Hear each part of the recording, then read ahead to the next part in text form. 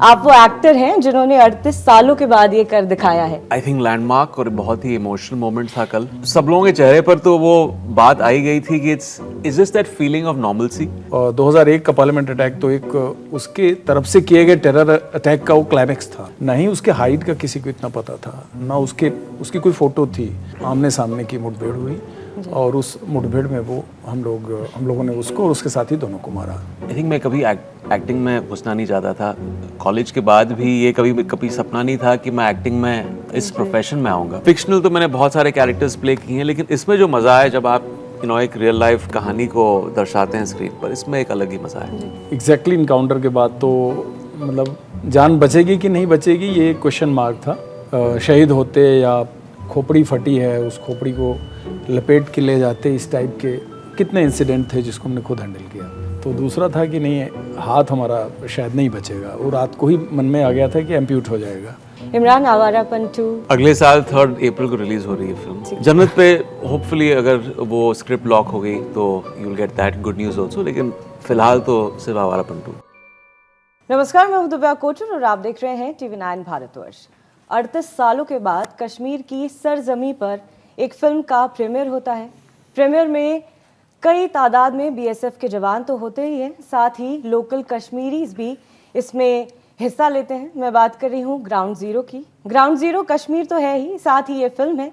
इस वक्त हमारे साथ मौजूद है फिल्म के प्रोड्यूसर रितेश सिद्धवानी, फिल्म के को प्रोड्यूसर अरहान बगाती और दो बेहद खास मेहमान, रिटायर्ड BSF DIG कीर्ति चक्र नरेंद्र नाथ धर दुबे जी, और इनका किरदार फिल्म में निभा रहे हैं none other than Imran Hashmi.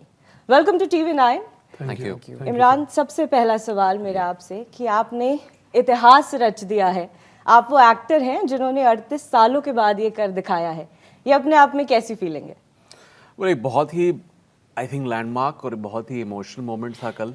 जैसे आपने कहा, वहाँ के लोकल्स आए थे, ख़ास करके ये एक ट्रिब्यूट था हमारे ऑफिसर्स को, वहाँ के जवानों को, क्योंकि ये फिल्म उनकी दुनिया के बारे में है। और एक ह्यूज कल्चरल हिस्टोरिकल इवेंट है। 38 इयर्स के बाद पहली बार एक रेड कार्पेट इवेंट श्रीनगर में। और सब लोगों के चेहरे पर तो वो बात आई गई थी कि is this that feeling of normalcy. और ये जो आई थिंक आपके ज़रिए, मीडिया के ज़रिए ये हिंदुस्तान के कोने कोने तक की बात पहुंच गई है कि श्रीनगर में एक रेड कार्पेट इवेंट हुई है। मैं चाहूँगा कि और भी फिल्म क्रूज आए वहाँ पे, ताकि सिर्फ रेड कार्पेट इवेंट्स और अपनी फिल्में रिलीज़ करें, लेकिन वहाँ और शूटिंग्स भी हों, क्योंकि we had a great time. हमारी जो शूटिंग हुई वहाँ पे वाज स्ट्रेस फ्री, बहुत ही स्मूथली निकल गई। एंड मैं हमेशा अपने प्रोड्यूसर्स को शायद अगली फिल्म में भी I will tell them that जाके फिर से श्रीनगर में शूट करेंगे। ये सबसे ज़रूरी है। I would love to shoot there again. Wow Dubey sir, हम बस सुनते आ रहे थे कितने गाजी आए कितने गाजी गए, लेकिन जैश ए मोहम्मद के आतंकवादी गाजी बाबा को आपने मार गिराया है, जिस पर ये फिल्म है। ये ऑपरेशन की जो असली कहानी है, इसके बारे में मैं चाहूँगी संक्षेप में आप दर्शकों को कुछ बता सकें तो।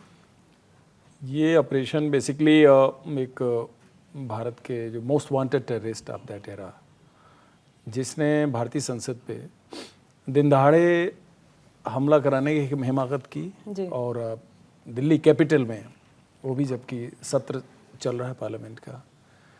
और उससे पहले सीरीज़ ऑफ वायलेंस की उसकी अपनी अलग हिस्ट्री है, जब से जैश ए मोहम्मद बनी। और 2001 का पार्लियामेंट अटैक तो एक उसके तरफ से किए गए टेरर अटैक का वो क्लाइमेक्स था, जिसके बाद वो मोस्ट वांटेड टेररिस्ट डिक्लेयर हुआ। और उसकी तलाश JNK पुलिस को थी, आर्मी को थी, दिल्ली पुलिस को थी, BSF को थी, जो लोग भी वहाँ डिप्लॉयड थे ग्राउंड जीरो पे, सबको उसकी तलाश थी। तो उस तलाश में एक बड़ा इंटरेस्टिंग ऑपरेशनल ब्रेक मिला, और उस ब्रेक के वो फॉलोअप करते, उसकी एक एक कड़ी जोड़ते, एक एक डॉट्स को जोड़ते, क्योंकि गाजी बाबा जैसा शातिर आदमी कोई इतना पुख्ता सबूत नहीं छोड़ सकता था। ना ही उसके हाइट का किसी को इतना पता था, ना उसकी कोई फ़ोटो थी। तो इन सारी चीज़ों को जोड़ते हुए और एक सस्टेन्ड एंड कंटिन्यूड ऑपरेशन का रिजल्ट था, जो 72 आवर्स टू 96 आवर्स तक चला बिना रुके। और BSF की टीम को लीड करते हुए मैं उसके उस हाइड आउट तक पहुंचा, और फाइनली एक बिल्कुल आमने सामने की मुठभेड़ हुई, और उस मुठभेड़ में वो हम लोगों ने उसको और उसके साथी दोनों को मारा। जी। तो ये एक बहुत बड़ी उपलब्धि थी। भारत के लिए तो बहुत बड़ी उपलब्धि थी, लेकिन मैं आपके माध्यम से जनता में एक क्लैरिटी बताना चाहूँगी कि जनरली जब कश्मीर में कुछ भी होता है तो हम कहते हैं कि सेना ने किया, तो जो पैरामिलिट्री फोर्सेस हैं, पुलिस है, इनका जो कंट्रीब्यूशन है जेएनके में वो कितना बड़ा है। अक्सर लोग बीएसएफ में भी उनको क्लैरिटी नहीं होती कि बीएसएफ है क्या, लेकिन मुझे लगता है कि इस फिल्म के माध्यम से जो बीएसएफ है उसकी असली तस्वीर जनता तक पहुंचेगी। देखिए, आर्मी एक माउंटेन है डिफेंस के नज़रिए से देखा जाए। जी। हमारी सेना जो है वो एक पहाड़ जैसी है, उसका रूप और उसका रोल बड़ा ही अलग है। सेंट्रल आर्म पुलिस फोर्सेज में बड़े कम लोगों को पता है कि ये 14-15 साल के डिप्लॉयमेंट में बीएसएफ ने 877 शहादत दी है। सिर्फ इतने तो शहीद हुए हैं कश्मीर में, और इसमें इंटू 5 कर लीजिए, मैंने उसका रेशियो निकाला था, इतने इंजर्ड हैं, यानी ऑलमोस्ट 3800 जवान्स इंजर्ड हुए हैं। और बीएसएफ ने 2830 टेररिस्ट मारे हैं, जिसमें 1110 फॉरेन टेररिस्ट हैं। और वेपन और असलहा बारूद मतलब लाखों में है, इतनी बड़ी तादाद। आप बताइए 14 साल के अंदर इतना बड़ा काउंटर इंसर्जेंसी प्लेटफॉर्म पे इतना बड़ा अचीवमेंट मेरा, जिस 1991 के पीरियड में श्रीनगर या कश्मीर में कदम कदम घुसना मुश्किल था, उसको इस नॉर्मलसी के फेज़ में लाना, जिसमें कि अभी 24 घंटा पहले प्रीमियर हुआ है वहाँ मूवी का, तो आप इससे अंदाज़ा लगा सकते हैं कि इनका कितना कंट्रीब्यूशन रहा होगा इस नॉर्मलसी। ये हिस्ट्री है अपने आप में, इसमें कोई दो राय नहीं। रितेश जी, मैं आपसे जानना चाहूँगी कि कमाल की फिल्में प्रोड्यूस की हैं, प्रोमिनेंट फिल्म मेकर हैं, और हमेशा दर्शकों को अलग तरीके की फिल्मों की उम्मीद होती है। आई थिंक लक्ष्य के बाद ये दूसरी आप लोगों की पेट्रियाटिक फिल्म है, तो ये ग्राउंड जीरो की शुरुआत कैसे हुई, इसके बारे में थोड़ा बताएं। आई थिंक इसकी शुरुआत हुई थी जब ये कहानी एक्चुअली हमारे पास आई थी विद द राइटर्स, जो प्रियदर्शी, संचित, विद तेजस अटैच्ड आई थी। ऑलरेडी उन्होंने काफ़ी रिसर्च कहानी पे की थी। जो हमारे जो को प्रोड्यूसर्स हैं तालिस्मान फिल्म्स में, Nishikant and Abhishek, they had already met Dubey ji quite a few times. उन्होंने काफ़ी रिसर्च और क्लियरेंसेस जो उनको चाहिए थी to make, they were almost ready with a story and a script. तो आई थिंक बट जब फरहान, मैंने, कासिम जो क्रिएटिव हेड है एक्सेल पे, we were all reading it and we took a narration, तो इंस्टेंटली बोला यार ये क्या ये कहानी सही है, how is it that nobody made a film on this, how is it possible. तो मैंने तो पहले जाके गूगल पे सर्च किया और उनका नाम डाला, and a lot of it what was in the script came up कि इन्होंने काफ़ी गोलियां खाई, and still at that time I think Dubey ji was still working, right, he was still, he had not retired. तो we established a connect with him, I think the team started talking and he started sharing a lot of it which was always in the script. So I think that process was I think we were fortunate that this story was not been told before, and हमें एक मौका मिला है to bring it to the forefront and let the country know about what this whole mission went in getting Ghazi Baba, which was obviously led by Dubey ji, and the JNK police was involved, all the other people who were there, what they went through. And I think itself is very inspiring, you know. So I think we were, I mean, like I said, we were fortunate कि हमें एक कहानी मिली, and then to shooting in Kashmir, taking the film, starting from there, ending with the premiere again.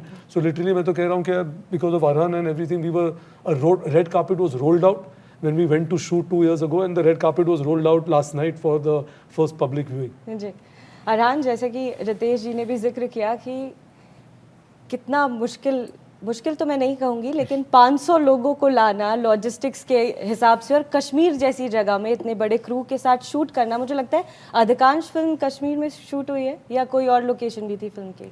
तो 80% से ज़्यादा film Kashmir में ही shoot हुई है, और अलग अलग लोकेशंस थे। मैं लगभग 4 साल से वहाँ रह रहा हूँ, पर मैंने इतने सारे लोकेशंस जहाँ फिल्म शूट हुई है खुद कभी पर्सनली विज़िट किया नहीं था फिल्म शूट से पहले।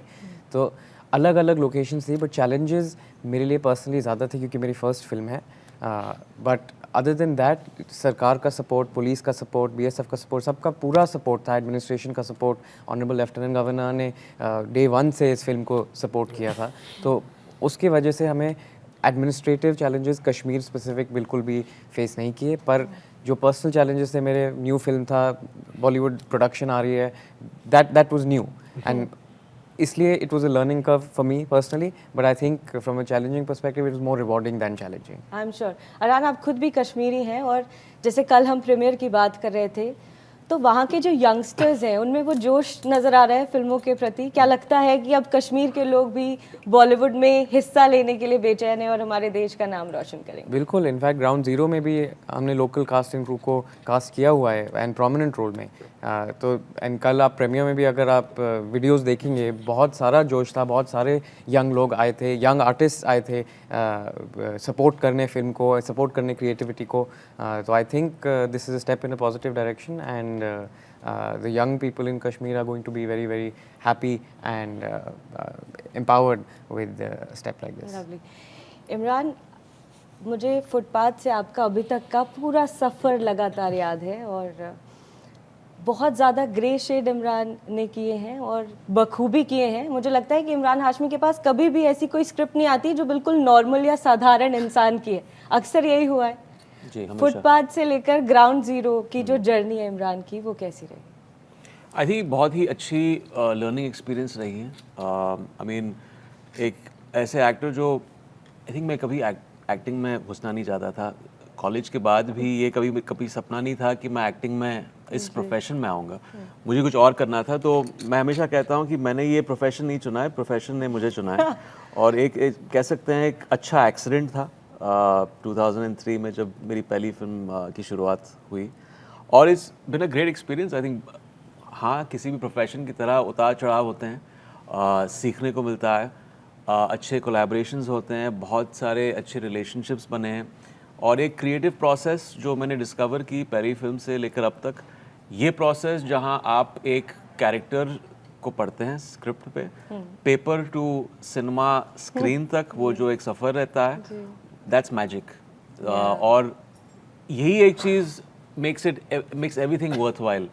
जो आप फेलियर्स का भी एक सामना करते हैं, वो भी एक तरह से ठीक हो जाता है। because अगर आपका एक कोर ये जो पैशन हो टू क्रिएट दीज कैरेक्टर्स और ब्रीथ लाइफ इनटू देम और ऑडियंस के सामने पेश करना, तो फिर सब सही हो जाता है।